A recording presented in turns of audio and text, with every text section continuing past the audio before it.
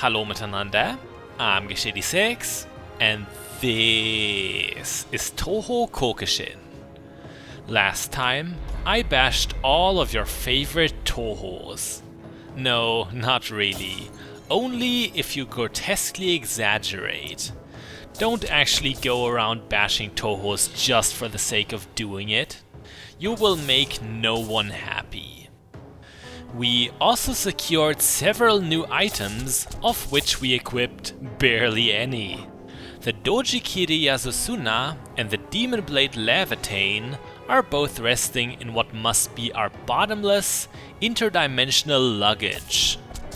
I think I never mentioned it before, but there is no carrying capacity in the game.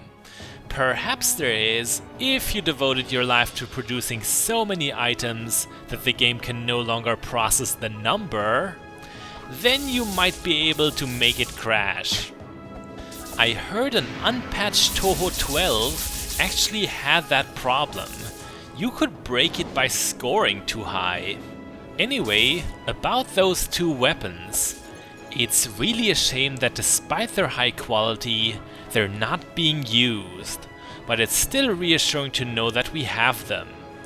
Should an emergency arise, it needn't even be a boss fight, nothing will stop us from briefly putting one on.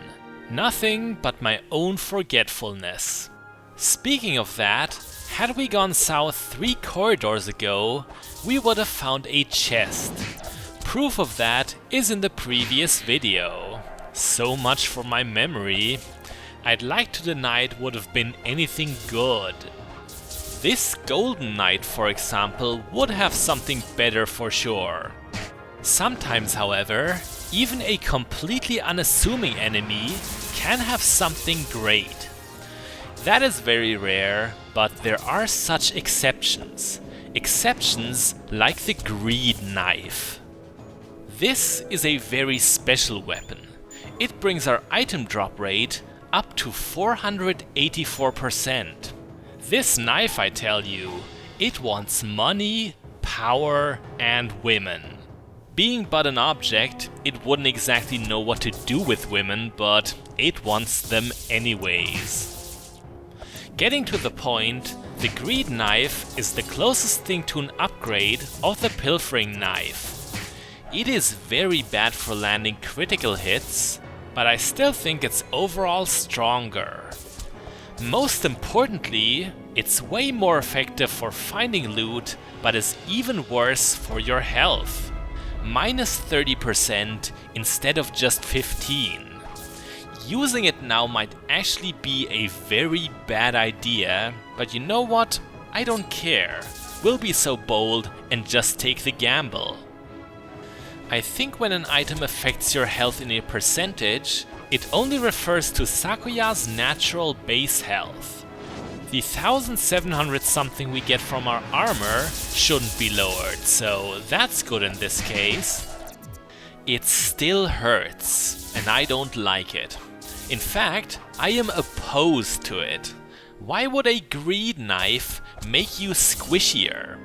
Had I been in charge, I would have given it a really cool weapon unique skill. Imagine this, my skill of the Greed Knife would morph Sakuya's skin into a thick black carbon layer that would make her next to unkillable. It would also give her eternal life and big scary teeth. Totally original, am I right? No, I'm not. Let's just say it's a good thing that anime powers can't be copyrighted, especially for Sakuya. If anyone, especially for her. It is time to get out of here. There is one last treasure to the south of the exit chamber. For us, it was another blue-blooded livestock. With that, we are off to the 19th sublevel. That is a dangerous one, a really mean one. It's very simple in its structure, but that only means little. The 2 knights in the first room are only the tip of the iceberg. Every room from now on wants us dead. About the easy layout, we could just head straight north all the way, and we'd be done. At only one point does B19 branch off into an optional west and east wing, both very small. It's kind of like the blueprint of a chapel actually. Enemies are plentiful too in those optional wings, so there is some risk in going for them. Of course, we are going to do that anyway. We are fit for the challenge right now. We also still have the full health vase in the entrance chamber. The central chamber is the place where the path splits. We'll be going east first. Unless it's dropped randomly by enemies, healing on this floor is scarce. Another aspect that makes it harder than your average floor. We can't allow ourselves to do many mistakes, especially in our self-made special case. You will understand what I mean by that. Everything is still looking fine right now, but after the next hit, with only slightly over 1,000 hit points, what do you say we backtrack and heal up? Sounds like a good plan, I think. But looking back at this moment right here, I have to ask myself, what was I thinking? Get this, we are heading straight for the healing vase at the start of B19, we know it's there. Then suddenly, I nonsensically turn back. Let me explain. I thought that I had gone all the way down to the start, but I hadn't. Even though we have a mini-map, I mixed up the room I was in, and since I saw no vase, I thought that I had already used it up and only forgotten that I did. The only thing I had truly forgotten there was my brain, it seems. I can hardly believe it. And all it would have taken was to go one more room to the south. You know, if that mistake kills me, that is justice. Boy, that is really one for the Hall of Fail. No use crying over spilled milk. Hey, at least we leveled up, which also healed us. Fully. I'm not sure if I ever mentioned that fact, but that is a feature of the game. It almost feels like an artificial easiness, because you can barely ever control when you level up. It's luck over skill, I guess. I remember another Touhou game did the same, Katsugeki Kidan Volume 2, perhaps other entries in the series as well. In that one, you were always healed on a level up, but only if you played on normal or lower. Once you started playing on master difficulty, it took that luxury away from you, which was very interesting because you had learned to take that for granted. You level up quickly in Katsugeki Kidan, far more often than in Touhou Koukishin. If my mention of Katsugeki Kidan Volume 2 makes you look that game up, you might find a let's play made by someone you know already. I've got to lower your motivation here. That one, how should I say it, is a bit rough around the edges. A bit rough around everything if I'm honest. Not trying to patronize you here, go see it if you want, just you have been warned. Yeah, I'm the kind of eccentric who occasionally hates his own work. However, I would never delete an LP. That feels to me like covering your tracks in a very petty manner. It's like destroying your childhood drawings on your parents' fridge. Yes, they suck, but you just don't do it. Unless one was temporarily insane during a video, don't get rid of the evidence. You're better than that. I guess that's the Let's Play and life lesson for today. We are now roaming the West Wing, and this is where my big mistake comes back to bite us. We had to flee again, we couldn't hope to fight those enemies in our current state, and now we have to pretend that room is dead to us. Too bad, but it must have been the right choice. We have to be careful from now on, somehow squeeze ourselves through this one and into the 20th sublevel. If there is any rhyme to the labyrinth, B20 might be a special sublevel again. On the 10th, we quarreled with lazy Patchouli, So it would make a lot of sense if we encountered something out of the ordinary in jumps of 10. The big question is, will we like it or will it be a nightmare? Our upcoming behavior should give you another hunch that something is indeed up. We are still using our amazing greed knife, but just about here is where I would tell anyone to stop chasing after loot. The season for that is now over, as you will soon understand. I highly doubt we'll get anything we'll rely on from the exactly 3 enemies left on this floor. For those 3, we'll be using something safer.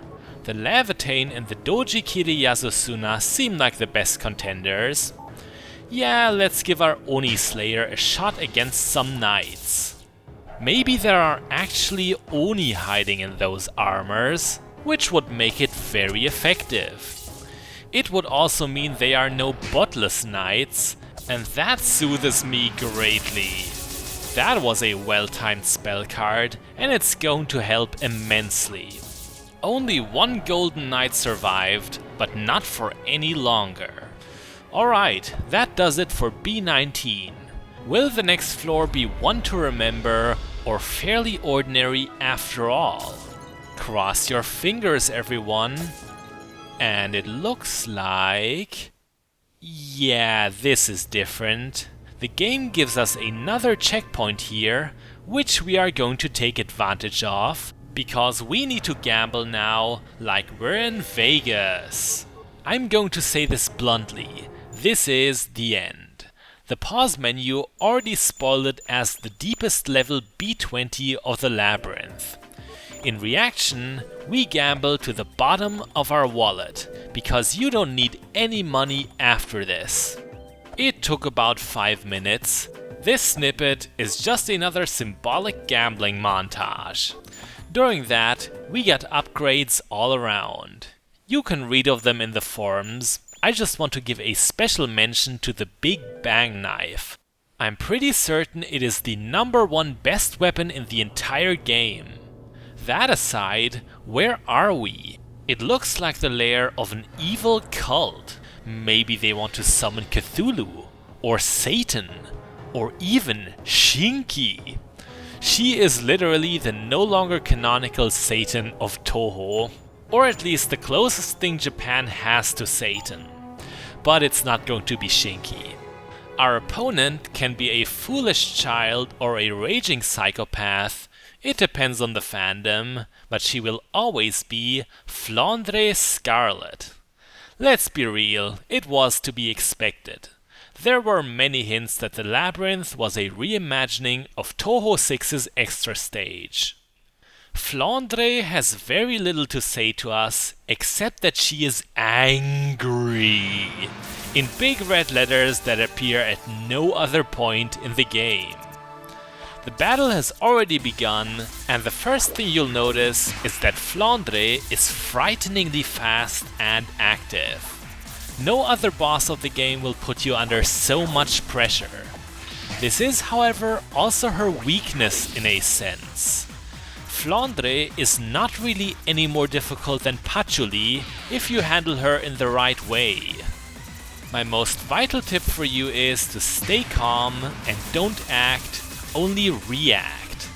I'll elaborate after her spell cards. This one is meant to be Forbidden Barrage. What's so special about it is that it creates the aura of a gravity gem. Always slip between the globes, never try to jump them. This one here is Flandre's signature 4 of a kind. It's actually not too bad. Move to the outer edges of the arena and keep a safe distance to all the clones. It shouldn't ever get overwhelming then. So about the general strategy. I like to stay defensive, and as mad as it sounds, let Flandre control the pace of the battle. That there was her own Levitain. It'll do over 1,000 damage on our setting. Stay the heck away from that. Anyway, leave everything to Flandre. Only react to her attacks by dodging and countering. If you are stuck in the mindset that you have to seek the confrontation and must chase her around, you will lose. Countering isn't hard. Once Flandre misses, you have time to retaliate, sometimes in melee, but mostly with perfect rain.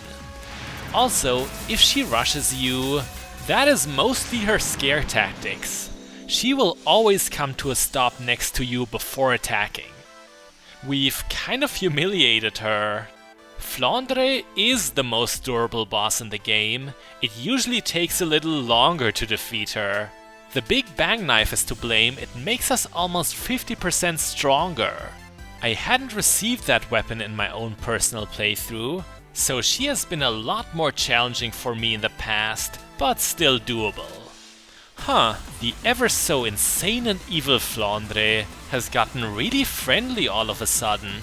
She even convinces Sakuya and Patchouli to teleport her out of the labyrinth. Fetching Flandre was actually the sole reason we came down here. Hard to believe, but it'll all make sense in the end. The story of our adventure is not quite concluded. I'm Gashady6, this was Touhou Koukishin, and next time we'll learn of the reason why Flandre was so angry. Bis bald!